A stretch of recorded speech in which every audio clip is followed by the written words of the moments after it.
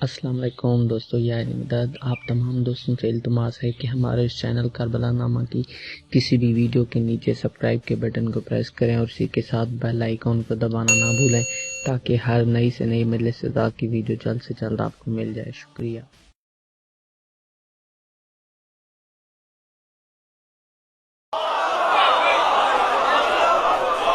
کھل کے نہیں کر سکتے تو دل میں تو کر سکتے۔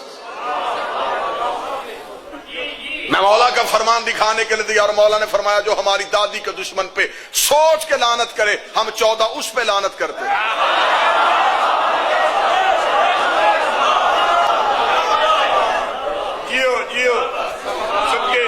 دربار میں گئی تھی تو کائنات کی ہر مزدور کا حق منوانے کے لیے گئی تھی۔ آج کسی کی بیٹی کو بھی حق نہ ملتا اگر محمد کی بیٹی دربار میں نہ جاتی۔ دربار میں جب گئی ہے تو دربار میں جا کے بی بی نے مقدمہ لڑا ہے، جنگ لڑ کے آئی ہے رسول کی بیٹی، فتح کر کے آئی ہے نبی کی بیٹی، چہروں سے نقاب اتار کے آئی ہے،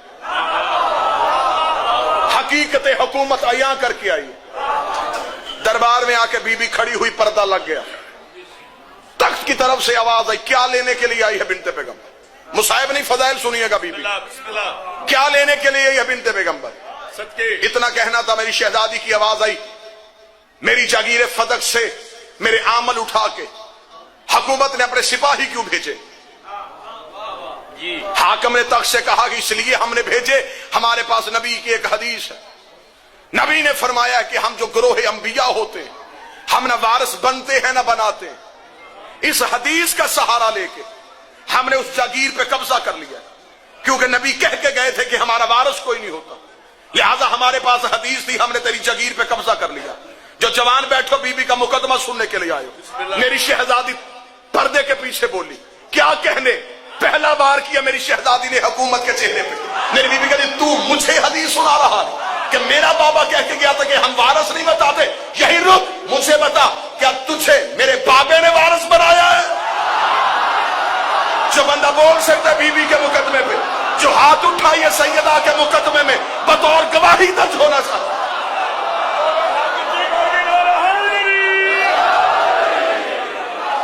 بی بی نے کہا مجھے بول کے بتا، تو حدیث پڑھ رہا ہے کہ میرے بابا نے تجھے کہا تھا کہ ہم وارث نہیں بناتے، اگر میرا بابا وارث نہیں بناتا تو پھر تجھے کس نے بنایا؟ اگر تو یہ کہے کہ تجھے میرے بابا نے بنایا، پھر 3 دن سقیفہ میں جھگڑا کیوں ہوا؟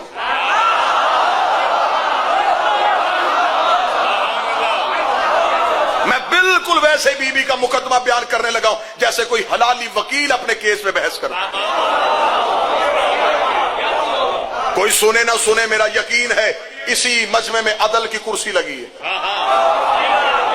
زہرا کا بیٹا بیٹھا ہے، زندگی موت ہے میرے اس بادشاہ کے ہاتھ میں جو اس مجلس میں شریک۔ میرا مالک چاہیں گے تو یہی سانس ختم کریں، مجھے پھر بھی قبول، لیکن یہ حق دنیا تک پہنچاؤں، یہ مقدمہ دنیا تک پہنچے۔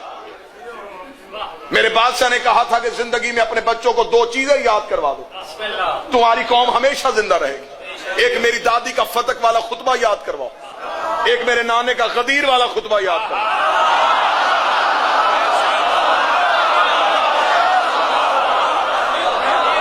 نہ اپنے بچوں کو غدیر بھولنے دینا، نہ فتق بھولنے دینا۔ اور جتنے لوگ شیعہ ہوئے ہیں، جتنے بھی آپ پوری ہسٹری اٹھا کے تجزیہ کر کے دیکھ لیں، جتنے بھی نئے شیعہ ہوئے لوگ ہیں وہ علی کی خیبر پڑھ کے شیعہ نہیں ہوئے،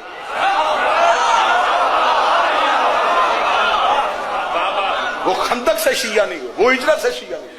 کسی بھی نئے شیعہ ہوئے بندے کے سر پہ قرآن رکھ کے پوچھو کیوں شیعہ ہوا؟ مگر شیعہ ہوا ہوں زہرا کا حق پڑھ کے۔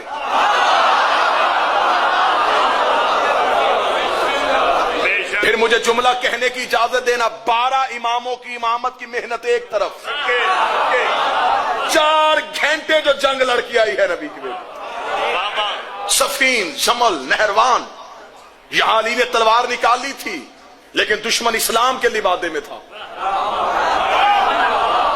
یہاں تلوار بھی نہیں نکلی، صرف زبان کے ساتھ جنگ کی ہے محمد کی بیٹی. بیوی نے کہا تو بتا تجھے میرے بابا نے وارث بنایا تھا, میں تجھ سے اپنی جاگیر واپس لینے کے لیے آئی. اس نے کہا ٹھیک ہے جاگیر دینے کے لیے تیار ہے, کوئی ثبوت؟ بیوی نے تحریر رسول پیش کی, مقدمہ سننے کے لیے تیار ہے. رسول کی تحریر پیش کی گئی, تحریر کو پڑھا گیا, بغور مطالعہ کیا گیا. وہ خیبر کے یہودیوں کے ہاتھ کی لکھی ہوئی تحریر تھی کہ یہ ایک باغ نہیں تھا, 40 لاکھ دینار سالانہ آمدنی آتی تھی رسول کو یہاں سے. اس کے اندر 7 باغات تھے, 40 کنویں تھے, کئی چشمے تھے, بہت بڑی جاگیر تھی, یہ پوری ایک پٹی تھی. یہ خیبر کے یہودیوں نے نبی کو لکھ کے دی تھی. یہودیوں کی تحریر تھی کہ یہ ہم مسلمانوں کے رسول محمد ابن عبداللہ کو دیتے ہیں. نیچے نبی نے نوٹ لکھا ہوا تھا کہ یہ میری ذاتی جاگیر ہے, میں اپنی بیٹی فاطمہ کو دے رہا ہوں. اور نبی نے اس تحریر میں لکھا تھا کہ میں حکم قرآن دے رہا ہوں, کیونکہ خدا نے کہا تھا آتذل قربا, اپنی قریبی عورت کو اس کا حق دے. اگر بیٹیاں 4 ہوتی تو اس جاگیر میں وارث ہوتی. آج بندے کہتے نہیں جی وہ اصل میں بی بی کا حق نہیں بنتا تھا.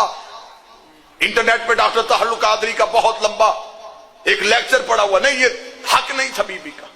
اگر حق نہیں تھا تو خیبر فتح ہوا ہے 7 ہجری میں, رسول دنیا سے ظاہری طور پہ گئے 11 ہجری میں.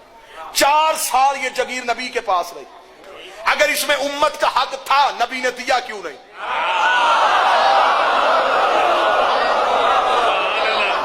پہلے زہرا سے پہلے ہمیں اس بات کا جواب دو کہ نبی نے یہ حق کیوں نہیں دیا. بی بی نے کہا میں تحریر پیش کرتی ہوں. تحریر پیش کی گئی, تحریر کو پڑھا گیا. سنیے گا مقدمہ. تحریر کو پڑھنے کے بعد حکومت کی طرف سے یہ اعلان ہوا کہ اس تحریر پہ گواہ پیش کیے جائیں. بی بی نے کہا میں گواہ پیش کرتی ہوں. بی بی نے کہا میری گواہیاں نوٹ کی جائیں. میرا پہلا گواہ میرا شوہر امیر المؤمنین, میرے دوسرے 2 گواہ سید شباب اہل الجنہ, میرے دونوں بیٹے. میری چوتھی گواہ ایک مستور ہے جس کا نام ام ایمن ہے. 4 گواہ پیش کیے گئے. تلاگنگ گرد و نواح والوں 4 گواہیوں کا پیش ہونا تھا. کافی دیر مباحثہ ہوا, حکومت کی طرف سے مشورہ ہوا. مشورے کے بعد حکومت کی طرف سے ایک فیصلہ آیا. اس فیصلے میں یہ لکھا تھا کہ نبی کی بیٹی ہم جاگیر واپس کرنے کے لیے تیار تھے. تحریر آپ کی ٹھیک تھی لیکن گواہیاں مکمل نہیں تھی.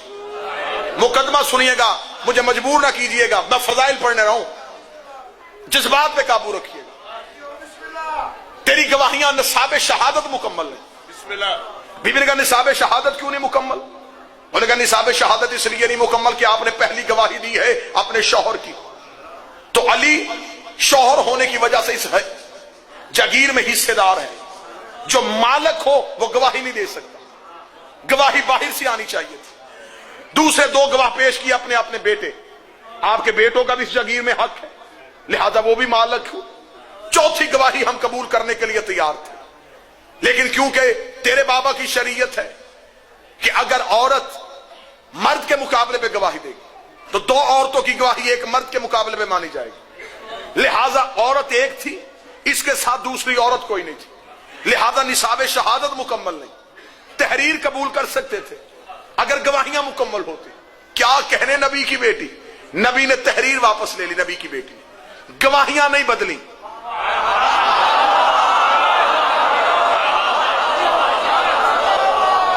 گواہیاں نہیں رسول کی.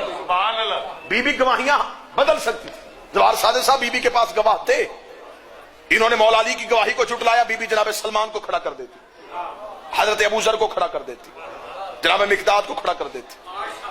بی بی نے مقدمہ واپس لے لیا, گواہ نہیں بدلے. اب گواہ کیوں نہیں بدلے تھے یہ مقدمہ سننا. گواہ بی بی نے اس لیے نہیں بدلے کہ قرآن کی اعتبار سے فقہ کا قانون ہے, اگر کوئی کسی مومن کو جھوٹا کہے تو وہ بن جاتا ہے فاسق.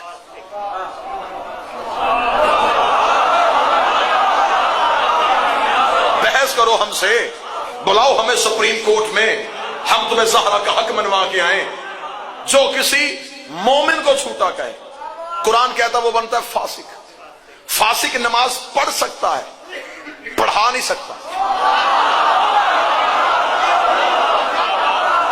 फासिक चांद की शहादत नहीं दे सकता। फासिक निकाह में बतौर गवाह नहीं बैठ सकता। फासिक तलाक के सीगों में बतौर गवाह नहीं बैठ सकता। फासिक आदल नहीं रहता। अगर कोई किसी सच्चे मोमिन को झूठा कहे तो कुरान की नस से वो बनता है फासिक। और माजल्ला सुम्मा माजल्ला, अगर कोई कुरान को झूठा कह दे तो वो फासिक नहीं बनता, कुरान कहता वो बन जाता है काफिर। फिर उसे दोबारा कलमा पढ़ने की जरूरत होती। क्या कहने, नबी की बेटी तो इतनी बड़ी जंग लड़की आई है कि तेरी मसलहत जमाने की समझ में नहीं आ गई। बीबी ने गवाहियां पेश करके गवाहियां वापस ले ली। बीबी गवाहियां बदल सकती थी, नबी की बेटी ने गवाहियां नहीं बदली। बीबी ने फरमाया गवाहियां इसलिए नहीं बदली कि तूने अली की गवाही को झुटलाया है, और मेरे बाबे की हदीस है अल कुरान व अली व अली मा अल कुरान, कुरान अली के साथ है, अली कुरान के साथ है। तूने हसन हुसैन को झुटलाया है, हसन हुसैन भी कुरान के वारिस है। बीबी ने कहा तूने कुरान को झुटला दिया, मैं गवाहियां वापस लेके जा रही हूं और मैं तारीख में लिखवा के जा रही हूं कि मैं तुम्हें फासिक नहीं करने आई थी, मैं तुम्हें काफिर करने आई। कुफ्र के झरोकों में फेंक गई।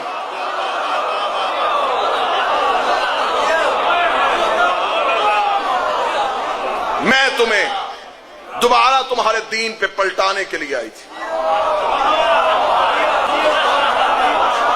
बीबी ने कहा मुकदमा वापस। वहीं पे खड़े बीबी ने दूसरा दावा दायर कर दिया। बीबी ने कहा ये दावा वापस। अगला दावा, हाकिम है ना, बेटी बन के बाप का हक लेने आई हूं।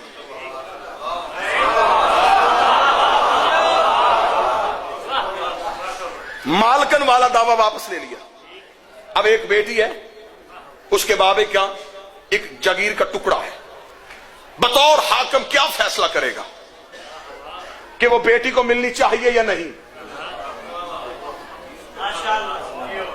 उसने कहा बेटी को तो मिलनी चाहिए क्योंकि मजबूरी थी। अगर कहते कि बेटी का हक नहीं होता तो फिर कई अपने हक भी रखवाने पड़ते।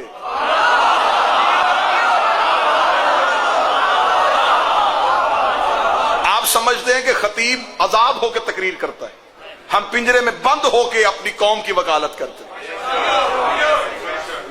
बीबी ने कहा बेटी हूं, बाप का हक लेने के लिए आई हूं। बड़ा लंबा मजमून यहीं पे खत्म करके अपने ब्रादरम काजी वसीम बास को टाइम दो। उन्होंने कहा अच्छा।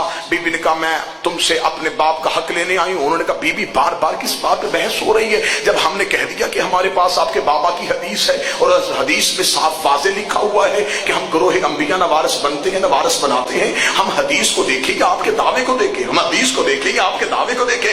नबी की बेटी ने देखा अच्छा तू हदीस सुनाता है, अगर तू कहे तो मैं तुझे कुरान की आयत सुनाऊं, मैं तुझे कुरान की आयत सुनाऊं। उसने कहा कौन सी कुरान की आयत? नबी ने कहा बिस्मिल्लाहिर्रहमानिर्रहीम वारिस सुलेमान दाऊद, हमने सुलेमान को दाऊद का वारिस बनाया था। अल्लाह कुरान में कहता है कि नबियों का वारिस होता है और तू कहता मेरे पास हदीस है, वारिस कोई नहीं होता। उसने कहा बीबी मेरे पास हदीस है। बीबी ने कहा मैं दूसरी आयत पढ़ देती हूँ, वाले रजाला नसीबा मिम्मा तरकल वालिदैन व अक़रबून, जो कुछ माँ बाप छोड़ के जाते हैं उसमें मर्दों का हिस्सा होता है। कुरान कहता है हिस्सा होता है, तू कहता वारिस कोई नहीं होता। उसने कहा बीबी मेरे पास हदीस है। बीबी ने कहा मैं तीसरी आयत पढ़ देती हूँ, वाले निसा नसीबा मिम्मा तरकल वालिदैन व अक़रबून, जो कुछ माँ बाप छोड़ के जाए उसमें बेटी का हिस्सा होता है। कुरान सूरह निसा में कहता है बेटी हिस्सा रखती है, तू कहता हदीस है। उसने कहा बीबी मेरे पास हदीस है। बीबी ने कहा मैं चौथी आयत पढ़ देती हूँ, यासनी आले याकूब, हमने याकूब की औलाद को उसका वारिस बनाया था। कुरान कहता है याकूब की औलाद उसकी वारिस है, तू कहता मेरे पास हदीस है। उसने कहा बीबी मेरे पास हदीस है। बीबी ने कहा मैं पांचवी आयत पढ़ देती हूँ।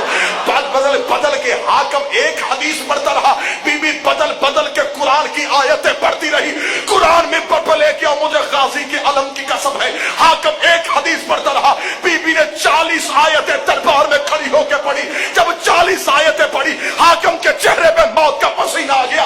उसने कहा बीबी मैं हदीस पढ़ता हूं, जवाब आयत में क्यों देती है? अगर तेरे पास भी हदीस है तो हदीस का जवाब हदीस में ले गया। बीबी ने कहा बस चुप हो जा, मैं इतना सुनना चाहती थी, तू वही है जिसे मेरे बाबे ने कहा था आ तुझे हदीस लिख दो, आ तुझे हदीस लिख दो। तूने कहा था हमें कुरान काफी है, हमें कुरान